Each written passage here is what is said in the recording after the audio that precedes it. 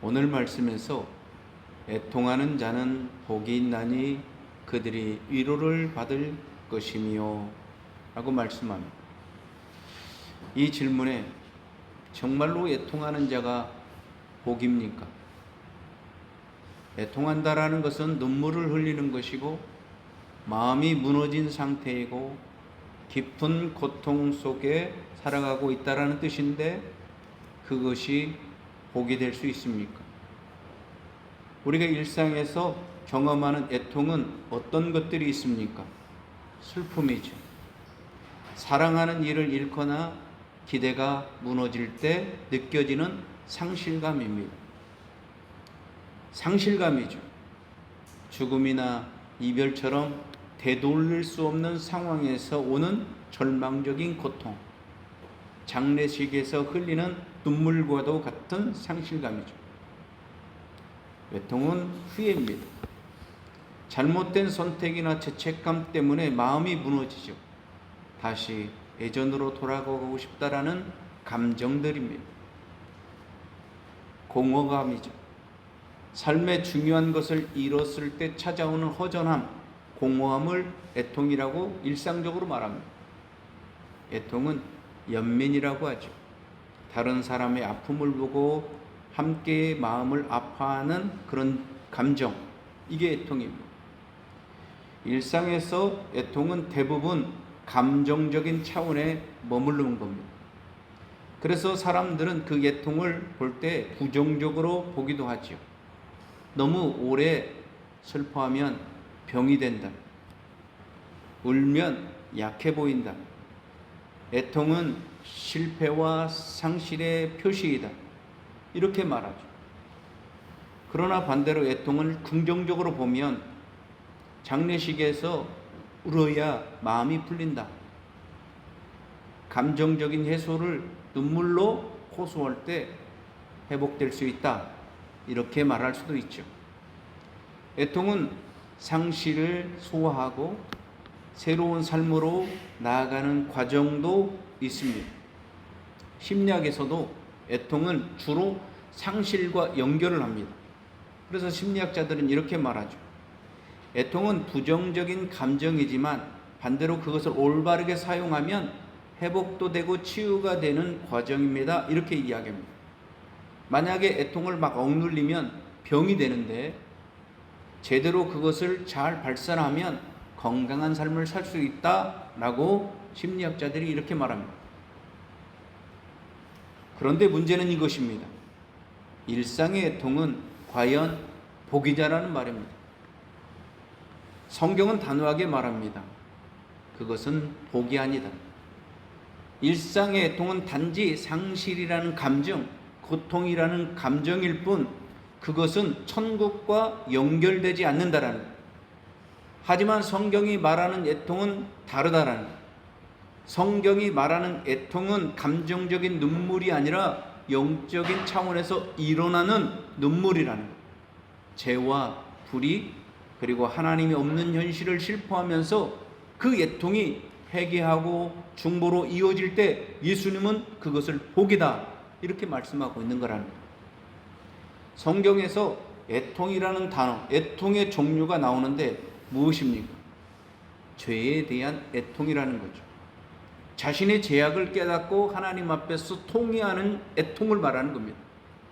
다윗이 밧세바 사건을 범한 후 자신의 잘못을 지적하는 나단 선지자 앞에서 자신의 죄를 상하고 통회하는 마음으로 회개하면서 애통했습니다. 그래서 시편 51편 17절에 이렇게 말씀하죠. 하나님께서 구하시는 제사는 상한 심령이라. 하나님이여 상하고 통회하는 마음을 주께서 멸시하지 아니하시리다. 아멘. 우리에게 필요한 애통은 내 죄 때문에 예수님께서 십자가에서 죽으셨습니다 라는 사실을 바라보며 눈물을 흘리는 그게 애통입니다. 죄를 가볍게 여기지 않습니다. 십자가의 앞에서 철저하게 눈물을 흘리며 주님 내가 이런 죄를 지었습니다 라고 애통하는 것. 두 번째 애통은 세상과 사회의 악에 대한 애통이죠. 성경의 애통은 나 개인의 죄만을 말하는 게 아닙니다. 불의와 부패, 전쟁과 차별, 하나님의 뜻이 이루어지지 않는 그 세상의 현실을 보면서 슬퍼하면서 애통하는 것입니다. 에레미야 선지자는 자신의 나라가 망해지는 것을 보고 하나님이 떠나 있는 것을 보면서 이렇게 눈물을 흘리면서 애통합니다. 에레미야 애가 3장 48절. 내 눈에는 내 백성의 딸의 파멸로 말미암아 눈물이 시내처럼 흐르도다. 아멘. 이스라엘에 멸망당하는 그 모습을 보면서 에레미야는 눈물을 흘리는데 시내처럼 펑펑펑 울면서 주님 앞에서 애통했다라는 거예요. 예수님도 예루살렘을 보면서 눈물을 흘리면서 애통하셨습니다. 누가복음 19장 41절에 이렇게 나오죠. 가까이 오사 성을 보시고 우시며. 아멘. 예수님은 죽어가는 사람, 하나님이 없이 방황하는 그 사람, 많은 사람들을 보면서 눈물을 흘리면서 애통하셨다라는 거예요. 오늘 세상을 보면 전쟁, 경제적 불평등, 사회적인 부패로 가득합니다. 교회의 현실도 이런 것들에 대해서 무관심합니다. 그냥 비판을 위한 비판을 할 때가 많습니다. 그런데 그렇게 하면 안 되고 하나님의 마음을 가지고 애통하라. 애통한 마음을 가지고 기도의 자리에 서야 되는 것이죠. 세 번째, 성경에서 말하는 애통은 타인의 고통에 대한 애통을 말합니다. 다른 사람들의 아픔을 짊어지는 애통을 말하는 거죠. 예수님은 나사로가 무덤 속에 있는 것을 보면서 많은 사람들이 눈물을 흘리고 있는 거예요. 애통하는 것을 본 거예요. 그때 예수님도 함께 애통하면서 눈물을 흘리시고 나사로야 나오라 이렇게 말씀하잖아요. 예수님은 다른 사람들의 아픔에 대해서 외면하지 않고 애통하셨다는 거예요. 그래서 성경은 우리에게 이렇게 말씀하는 거예요. 로마서 12장 15절. 즐거워하는 자들과 함께 즐거워하고 우는 자들과 함께 울라. 아멘. 예수 믿는 사람들의 삶은 즐거워하는 사람들 앞에서는 즐거워할 줄 알아요. 우는 사람들 앞에서는 함께 울어줄 줄 알아요. 이웃의 아픔을 무시하면 안 됩니다. 우리는 그냥 말로만 힘내세요, 잘 될 거예요 이러면 안 돼요. 옆에서 함께 울어주고 손잡아 주는 거라는, 그것이 진정한 애통이라는 거예요. 말이 아니라는 거예요. 그냥 그 자리에 함께 있는 겁니다. 그 자리에 함께 비를 같이 맞아주는 겁니다. 그게 애통을 말하는 거예요. 네 번째로는 민족과 교회를 위한 애통이라는 거예요. 느헤미야는 무너진 예루살렘 성벽을 보면서 이런 소식을 들으면서 이렇게 기도합니다. 느헤미야 1장 4절. 이 말을 듣고 내가 앉아서 울고 수일 동안 슬퍼하며 하늘의 하나님 앞에 금식하며 기도하여. 아멘. 느헤미야는 예루살렘 성전이 무너졌다라는 말을 들었어요. 그 말을 듣고 난 다음에 눈물을 흘리면서 수일 동안 금식하고 밥도 먹지 않고 금식하면서 하나님 앞에서 기도했다, 애통했다라는 거죠. 우리는 한국교회 민족을 보면서 무엇을 하고 있습니까? 세속화되어 가고 있죠. 교회마다 분열되고 있죠. 하나님을 떠난 그 모습을 볼 때 우린 단순히 비판만 하면 안 된다는 거예요. 무릎 꿇고 눈물을 흘리면서 중보의 자리로 서야 되는 거죠. 그것이 바로 성경이 말하는 중보적인 애통을 이야기하는 거예요. 왜 오늘날 우리의 시대에 애통이 필요할까요?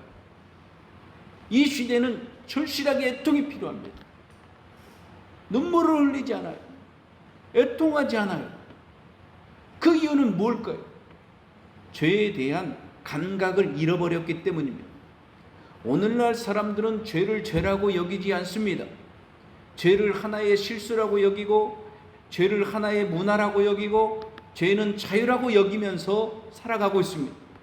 그러나 성경은 하나님 앞에서 분명하게 죄는 죄다 이렇게 이야기하고 있는 거예요. 그래서 이 시대가 죄로 만연되어 있기에 우리는 눈물을 흘리면서 애통해야 된다는 거예요. 고린도후서 7장 10절에 이렇게 말씀하죠. 하나님의 뜻대로 하는 근심은 후회할 것이 없는 구원에 이르게 하는 베개를 이루는 것이요. 아멘. 죄를 슬퍼하지 않는 신앙은 껍데기라는 거예요. 회개가 없는 신앙, 애통이 없는 믿음은 결국 하나님의 나라를 보지 못하라는 거예요. 애통을 통해서 주님의 나라가, 주님의 천국이 우리 가운데 임하고 주님의 위로가 임하는데 애통을 하지 않는 거예요. 눈물을 흘리지 않는 거예요. 죄를 죄로 여기지 않는 거예요. 그러기에 이 시대에는 우리가 애통을 다시금 회복해야 되는 시대가 됐다라는 거예요. 세상에 불의와 악이 더 심해졌기 때문에 이 시대에는 애통이 절실한 시대라는 거예요. 전쟁은 멈추지 않습니다. 가난한 사람은 더 가난해지고 있습니다. 권력자는 약한 자들을 짓밟고 있습니다. 그런데 이 세상은 무덤덤하는 거예요. 뉴스를 보아도 그냥 흘러가는 거예요. 잘못된 악한 것들이 보아더라도 사람들의 생각 속에서, 기억 속에서는 금세 잊어버리고 없어지는 거예요. 결국 이 시대는 죄로 만연해지는, 악해지는 시대로 더 갈 수 있기 때문에 우린 이 시대를 보면서 눈물을 흘리면서 애통해야 된다는 거예요. 에스겔 9장 4절에 주님은 애통하는 자를 찾겠다고 이렇게 말씀하는 거예요. 그 가운데서 행하는 모든 가증한 일로 말미암아 탄식하며 우는 자의 이마에 표를 그리라. 아멘. 하나님은 세상 악을 보면서 애통하는 자들, 그들을 찾겠다라는 겁니다.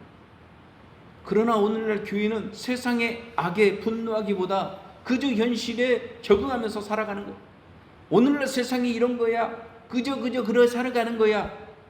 그것은 바로 애통을 잃어버린 거예요. 주님의 애통을 잃어버린 이 시대에 살고 있는 거라는 거예요.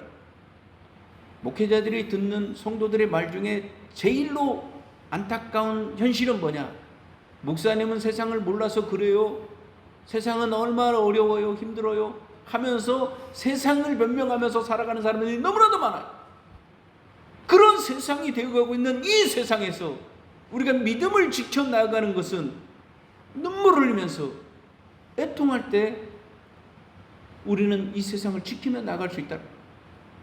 교회가 세속화되고 있기 때문입니다. 교회는 세상의 빛과 소금이 되어야 되는데 오히려 세상의 조롱거리가 되고 있습니다. 물질주의가 들어왔습니다. 권력이 들어왔습니다. 분열이 들어오고 교회 타락이 들어왔습니다. 교회 안에 하나님의 영광이 사라지고 있습니다. 그래서 갤럽 조사를 이렇게 봤대요. 한국인 중 약 60명이 60%가 종교에 속하지 않는다라고 응답을 했대요. 특별히 20대는 65%가 나는 종교가 없습니다, 무종교인입니다, 이렇게 대답했대요. 한국 목회 데이터 연구소에서 조사에 따르면 기독교 중고등학교 학생 절반이 하루에 신앙생활 5분도 하지 않는다, 이렇게 말하는 거예요. 교회는 다니는데 부모님이 신앙생활하고 있고 자기도 신앙이 있다고 말하는데 하루에 단 5분도 하나님에 대해서 생각하지 않는다. 밥상 앞에서 기도하지도 않는다. 그냥 그대로 사는 거예요. 라우터 조사에 따르면 한국인 중 56%가 자신은 비종교인이라고 응답을 해요. 이들 중 많은 사람들은 교회를 부도덕하게 여기거나 시대에 뒤처진 존재로 인식하고 있고, 일부 보수 교회들이 정치 집회에 지나치게 연루되어서 종교를 명분으로 정치 도구화를 한다라고 비난하고 있어요. 오늘날 한국 교회가 직면한 현실은 통곡하게 만드는 거죠. 젊은 세대가 교회를 다 떠나요. 청소년들의 신앙은 전혀 없어요. 교회는 세상 앞에서 권위와 신뢰가 다 땅바닥에 떨어졌어요. 그래서 우리는 다시금 애통을 회복해야 되는 거예요. 교회는 세상의 빛과 소금이 되어야 돼요. 그런데 현실은 반대로 가고 있는 거예요. 이때 우리가 해야 될 건 뭐냐? 애통하는 마음. 애통을 시작해야 되는 거예요. 애통은 단순히 눈물로 끝나는 게 아니죠. 하나님 앞에 기도로 이어져야 되는 거죠. 눈물이 곧 기도의 언어가 되어야 되는 겁니다. 애통은 기도의 출발점이라는 겁니다. 그래서 시편 기자는 이렇게 고백합니다. 시편 6편 6절 9절, 시편 56편 8절 같이 봅니다. 내가 탄식으로 피곤하며 밤마다 눈물로 내 침상을 띄우며 내 요를 적신다. 여호와께서 내 울음을 들으셨도다. 나의 유리함을 주께서 계수하셨사오니 나의 눈물을 주의 병에 담으소서. 아멘. 다윗이 자신의 눈물을 하나님 앞에 밤마다 흘리면서 이렇게 요를 적시다. 이불을 적시면서 하나님 앞에 눈물을 흘리면서 기도했다는 거예요. 그랬더니 하나님이 그 눈물의 기도를 들으셨다라는 거예요. 자기의 기도를 세어보니까 이 눈물병에 이 자기 기도가 이 눈물이 이 병에 담을 만큼 있었다라는 거예요.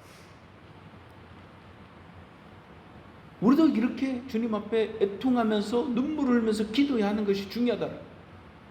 그럴 때 우리가 주님의 마음을 가질 수 있고 주님 앞에 우리의 삶이 주님 안에서 조금씩 회복할 수 있다라는 거예요. 우리의 눈물은 땅바닥에 그냥 떨어지지 않습니다. 하나님 그 눈물을 기억하시는 거예요. 그래서 하나님의 때에 위로와 소망으로 응답해 주신다는 거예요. 우리의 눈물은 없어지지 않아요. 우리의 기도의 눈물은 주님이 다 기억하셔요. 그래서 어느 순간에 주님의 뜻에 주님의 때에 주님이 응답해 주시겠다고 말씀하는 거예요. 애통은 기도로 출발하는 거예요. 그렇게 애통할 때 성령님이 도와주신다라는 거예요. 우리가 어떻게 기도할 때 어떻게 기도해야 되는지, 어떻게 이 문제를 해결해야 되는지, 어떻게 해야 될지를 모르는 이 답답한 상황에서 우리가 주님 앞에서 애통하는 마음을 가지면 그때 그 순간 성령님이 우리 가운데 임하셔서 우리를 도와주신다는 거예요. 로마서 8장 26절 이렇게 말씀하죠. 이와 같이 성령도 우리의 연약함을 도우시나니 우리가 마땅히 빌 바를 알지 못하나 오직 성령이 말할 수 없는 탄식으로 우리를 위하여 친히 간구하시느니라. 아멘. 우리가 연약해서 빌 바를 알지 못하는 거예요. 어떻게 기도해야지, 어떻게 해야 되지, 이런 모르는 상황에 우리가 주님을 바라보고 있으면 성령님이 우리 가운데 찾아와 주셔서 우리가 해야 될 기도를 성령님이 대신 하나님 앞에 기도해 주시겠다, 이렇게 말씀하고 있는 거예요. 우리는 단지 주님만 바라볼 뿐이에요. 애통하는 마음을 가지고 주님 앞에 나가서 주님만을 바라볼 뿐이에요. 그랬더니 주님이 성령이 우리 가운데 우리의 기도를 하나님 앞에 강구해 주시더라, 중보해 주시더라 라는 거죠. 애통의 자리는 성령의 중보가 시작되는 자리라는 거예요. 인간의 한계가 성령의 도우심을 채워주는 곳이라는 거예요. 그래서 우리가 어찌할 바 모를 때 이 순간이 은혜라는 거예요. 어찌할지 모를 바 하는 이 순간이 성령님의 도우심을 받는 그 순간이라는 거예요. 그렇기 때문에 우리가 힘들고 어려우면 여러분 어때요? 기도 안 나오죠? 기도 안 나오면 이때 어떻게 하라고요? 주님 바라보고 있으라는 거예요. 그러면 성령님이 나를 찾아와 주셔서 나를 대신해서 하나님 앞에 중보하신다라는 거예요. 애통은 중보 기도로 확장이 되는 것입니다. 다니엘 9장 4절 5절 같이 봅니다. 나는 내 하나님 여호와께 기도하며 자복하여 이르기를 우리는 이미 범죄하여 패역하며 행악하였나이다. 아멘. 다니엘은 개인의 이제 슬픔을 넘어서 민족과 공동체의 죄를 대신 짊어지고 울면서 기도하는 것. 애통은 단순한 자기 연민이 아닙니다. 하나님의 마음을 품고 나라와 교회를 위해서 중보 기도로 확장되는 거라는 거예요. 그래서 애통하는 사람은 자기만 애통하면 안 되는 거예요. 이 애통이 성령님의 도우심을 받아서 이 애통이 나라와 민족과 자기 주변에 있는 아픔을 가진 사람들을 대신해서 애통하는 것으로 확장되는 데 있다는 거예요. 존 낙스는 스코틀랜드가 복음에서 떠나서 세속화되는 그 현실을 보면서 눈물로 이렇게 기도했죠. 그의 기도 유명합니다. 주여, 스코틀랜드를 내게 주옵소서. 그러지 않으면 저에게 죽음을 주소서. 이렇게 기도했더라. 나라와 교회가 죄악을 보면서 그는 애통하면서 기도했다는 거예요. 그의 눈물의 기도가 결국은 스코틀랜드를 뒤흔드는 종교 개혁의 불씨가 되었습니다. 주기철 목사님도 그러죠. 일제의 압박 속에서 교회가 신사참배를 다 받아들이고 있을 때 주기철 목사님은 민족과 교회의 타락을 보면서 깊이 눈물을 흘리면서 애통했습니다. 그는 옥중에서도 민족과 성도들의 죄악을 대신해서 눈물을 흘리면서 기도했던 거죠. 그의 애통은 단순한 감정이 아니었어요. 자신의 목숨을 걸고 신앙을 지켰던 순교적인 헌신이었다라는 거예요. 애통은 이와 같다라. 개인의 눈물에서 시작하는 거예요. 그렇게 기도하면 성령의 도우심을 받는 거예요. 성령의 도우심은 이제는 확장이 되어서 중보 기도로 나아가는 거예요. 내 옆에 있는 사람, 힘들고 어려운 나라와 민족, 지역 중에 빠져있는 이 민족, 한국교회를 위해서 기도하는 거예요. 그랬더니 성령님이 위로와 회복으로 응답하신다는 거예요. 애통은 감정이 아닙니다. 내가 눈물을 흘린다고 내가 슬픈다고 이 감정 속에 있는 게 아닙니다. 그 애통은 하나님의 마음을 품는 거예요. 그래서 그 애통은 하나님의 역사와 하나님의 응답, 삶의 변화, 영적인 능력이 발휘되는 거라는 거예요. 오늘 성경은 이렇게 말하죠. 애통하는 자는 복이 있나니 그들이 위로를 받을 것이다. 이렇게 말씀해요. 애통했는데 결과가 뭡니까? 너에게는 위로가 있다. 너희들에게는 위로가 있다. 이 위로가 무엇입니까? 하나님의 임재가 주어지는 위로를 말하는 거예요. 애통하는 자는 하나님이 곁에 오셔서 실제로 함께 하시는 것을 경험한다는 거예요. 하나님은 우리의 눈물을 세워보시고 우리의 마음을 친히 안아주신다는 거예요. 그래서 애통하는 자리는 곧 하나님의 임재를 가장 느낄 수 있는 자리라는 거예요. 우리가 눈물을 흘릴 때, 우리가 아플 때, 우리가 답답할 때, 하나님 앞에 하소연하면서 애통할 때, 그때 하나님이 우리 가운데 찾아와 주셔서 위로해 주신다는 거예요. 사람들이 아프고 힘들 때 사람이 와가지고 위로해 주면 그 말이 위로가 됩니까? 위로가 안 되지요. 성령님께서 찾아와 주셔서 우리 마음 깊은 곳에서 위로하시면 세상이 줄 수 없는 그 평화가 우리 가운데 임하는 거잖아요. 사람은 위로가 아니라 사람은 사랑의 대상이지 위로의 대상이 아니는 거예요. 사람에게 위로받으려고 하면 안 돼요. 사람의 말을 통해서 위로받으려고 하면 안 돼요. 위로는 하나님이 하시는 거예요. 성령님이 하시는 거예요. 그래서 성령님이 찾아와 주셔서 성령님이 세상에서 받을 수 없는 그 평안을 내가 받는 데 있는 거예요. 그래서 애통은 헬라어로 펜타오라는 말이에요. 이것은 단순한 감정이 아니죠. 장례식장에서 터져나오는, 부모님이 돌아가셨을 때 터져나온 그 통곡, 영혼 깊은 곳에서부터 끌어오는 그 아픔, 이것을 펜타오 애통이라는 말이에요. 우리가 하나님 앞에서 내 영혼을 향해서, 내 주변을 향해서, 내가 바라보는 이 세상의 불을 향해서 이 끊임없는 이 애통을 터뜨리면 주님이 애모하시겠냐 이 말이에요. 주님이 찾아오신다라는 거예요. 주님이 친히 찾아오셔서 그 옆에 계시고 그 눈물을 닦아주시고 그를 안아주시고 마땅히 주님이 주시는 세상이 맛보지 못하는 평안으로 함께 해주신다는 거예요. 그것이 그들이 위로를 받을 것이요, 이렇게 말씀하는 거예요. 제사함에서 오는 영적인 위로를 말하는 거예요. 죄를 애통하며 회개하는 자는 제사함의 제 용서의 은혜를 누리는 거예요. 다윗이 통회를 통해서, 애통을 통해서 회개했을 때 하나님께서 그의 죄를 사해 주잖아요. 다시금 회복시켜 주잖아요. 그에게 줬던 하나님의 존귀하심, 하나님의 위대하심이 계속해서 머물러도록 주님이 역사하시잖아요. 애통하는 자가 받는 가장 큰 위로는 이거예요. 네 죄가 사해졌다. 복음의 선언. 이 죄가 하나님과의 관계가 끊어졌습니다. 이 죄가 우리의 삶의 모든 것들을 불행하게 막 억누릅니다. 그런데 주님 앞에서 애통하면, 주님 앞에서 나의 죄를 향해서 애통하면 주님이 우리에게 찾아오셔서 이렇게 말하는 거예요. 네 죄가 사해졌다. 내 삶 속에서 눌려졌던 그 모든 것들이 한순간 그 체증이 날아가 버리는 거예요. 그래서 죄에서 자유함이 이 세상에서 큰 기쁨이고 이 세상에서 큰 복이라는 거예요. 공동체적으로 주어지는 위로를 말하는 거예요. 나만의 애통이 아니라 민족과 교회를 위해서 애통한 것은 공동체적인 회복으로 이어진다는 거예요. 느헤미야가 무너진 성을 보면서 애통했을 때 하나님은 그 눈물을 통해서 그 성벽을 다시금 세우셨어요. 애통의 눈물은 하나님의 교회를 다시금 일으켜주는 도구가 된다는 거예요. 교회를 보면서 나라를 통해서 우리가 애통하는 마음을 가지면 우리의 기도를 주님이 들어주셔서 회복해 주신다는 거예요. 하나님의 정의가 이루어질 때 주어지는 위로를 말하는 거예요. 세상에 악이 있습니다. 세상에 불의가 판을 칩니다. 그런데 애통하는 자들이 이 땅에 하나님의 공의와 하나님의 정의가 세워지도록 눈물을 흘리면서 기도하면 주님은 주님의 때에 위로를 주신다는 거예요.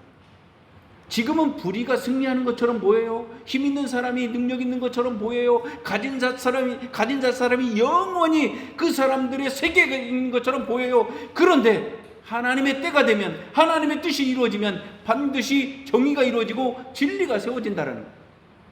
이 소망을 가진 자들이 애통하는 거예요. 그런 애통이 있으면 이 땅에 하나님의 정의와 하나님의 공의가 반듯하게 세워지는 거예요. 하나님의 나라에 완성될 종말론적인 이루를 말하는 거예요. 애통할 때 우리는 결국 주님 앞에 섰을 때 주님이 우리를 이루해 주신다는 거예요. 여러분, 우리가 믿음으로 살아가잖아요.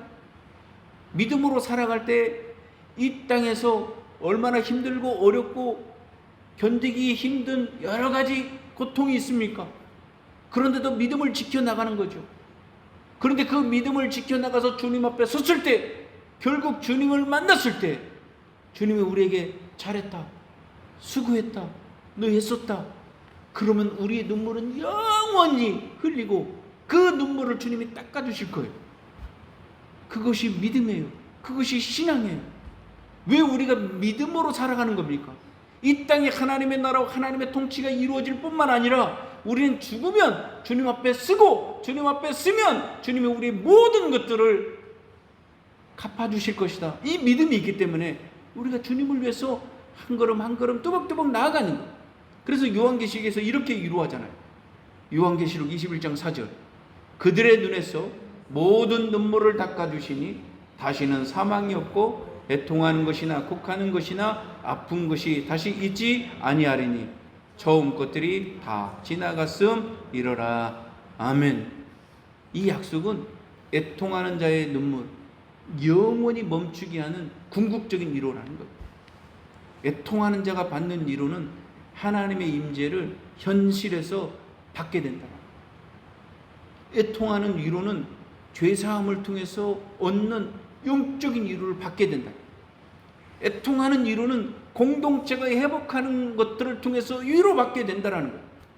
애통하는 위로는 하나님의 정의가 실현되는 것들을 통해서 위로받는다는 거예요. 애통하는 것은 결국 장차 주님이 이 땅을 하나님의 나라로 완성하실 때 영원히 위로받게 된다는 거예요. 애통하는 것은 우리가 절대로 손해보는 장사가 아니에요. 그렇다면 우리가 어떻게 하면 애통을 잘할 수 있습니까? 하나님의 거룩함 앞에 서라는 거예요. 하나님이 누구신지에 대해서 깊게 묵상하라는 거예요. 하나님을 깊이 묵상하지 않으면 우리는 우리 죄의 무게에 견딜 수 없게 되는 거예요. 그래서 하나님을 묵상할 때 하나님은 우리 가운데 찾아와 주셔서 내가 어떤 존재인 것을 알게 되는 거예요. 이사야가 성전에서 하나님의 영광을 바라볼 때 어떻게 고백합니까? 화로다, 나여 망하게 되었도다, 나는 입술이 부정한 사람이요 라고 하면서 하나님 앞에, 하나님의 영광 앞에 자기 자신을 그대로 보는 거예요. 우리가 주님 거룩하신 하나님 앞에 서는 순간에 내 자신의 모습은 없어지는 거예요. 너는 부정한 자다, 너는 죄인이다, 너는 아무것도 아니다, 이걸 보게 되는 거예요. 그러면 그 순간에 애통하는 거죠. 우리는 하루에 5분이라도 눈을 감고 하나님 거룩하신 분입니다, 하나님 거룩하신 분입니다, 그렇게 묵상해야 돼요. 그러면 그 거룩하신 하나님이 내 삶 가운데 찾아와 주셔서 너는 얼마나 연약한 존재인지 부정한 존재인지 주님 앞에 내세울 수 없는 존재인지를 주님이 가르쳐 주는 거예요. 그러면 내가 애통을 통해서 주님을 만나는 거예요. 십자가를 깊이 묵상해야 됩니다. 애통은 단순히 자기의 연민이 아닙니다. 내 죄 때문에 예수님이 십자가에서 죽으셨습니다 라고 사실을 깨달을 때 비로소 참된 주님의 애통이 나오는 겁니다. 하루에 한 번이라도 십자가 바라보라는 거예요. 주님이 저 때문에 십자가에서 죽으셨습니다. 주님이 저 때문에 십자가에 고통당하셨습니다. 한 번이라도 묵상하라는 거예요. 한 번이라도 묵상하고 한 번이라도 찬양하고 한 번이라도 그것을 깊이 있게 자기 자신에게 생각해 보라는 거예요. 그러면 십자가 앞에 설 때 자기 자신이 죄의 무게를 알고 주님의 은혜가 얼마나 큰지를 알면서 눈물이 터져요. 애통하는 마음이 생기는 거예요. 그래서 나는 별것도 아닌데 주님이 이렇게 은혜 주셨습니다 라고 하면서 주님을 찬양하게 되는 거예요. 성령님의 감동을 구하는 겁니다. 애통은 억지로 만들어내는 감정이 아니에요. 성령님이 주시는 은혜라는 거예요. 성령님이 은혜를 주셔야 눈물이 흐르는 거예요. 애통하는 마음이 생기는 거예요. 그래서 이렇게 기도해야 돼요. 주님, 내 마음을 깨트려 주십시오. 제 안에 주님의 영을 부어 주십시오 라고 기도해야 돼요. 그러면 성령님이 내 안에 임재하시는 거예요. 감동을 주시는 거예요. 그 감동을 주시면 눈물도 나오는 거예요. 기쁨도 나오는 거예요. 그 감동에 순종하는 거예요. 그럴 때 주님이 주시는 위로로 가득 차는 거예요. 애통은요, 하나님 앞에서 시작하는 거예요. 십자가 바라볼 때 깊어지는 거예요. 성령님의 감동으로 완성되는 거예요. 세상은요, 애통을 생각할 때 부정적으로 여겨요. 야, 눈물 그만 흘려. 너 왜 이렇게 약하냐? 너 왜 눈물만 흘고 짜고 있냐? 그런데 예수님 그렇게 말씀하지 않아요. 애통하는 자가 복이 있나니 그들이 위로를 받을 것이다. 이렇게 말씀하고 있는 거예요. 왜 그래요? 애통해야 주님의 위로가 우리 가운데 임하기 때문에.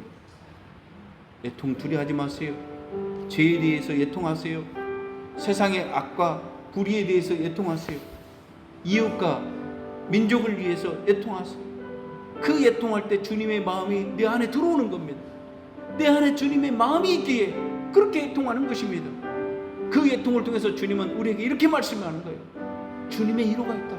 너에겐 주님의 위로가 있다. 그렇게 애통하면서 우리가 살겠습니다. 주님의 위로를 받으며 살겠습니다 라고 하면서 이 시간 결단하면서 찬양합니다. 내 죄를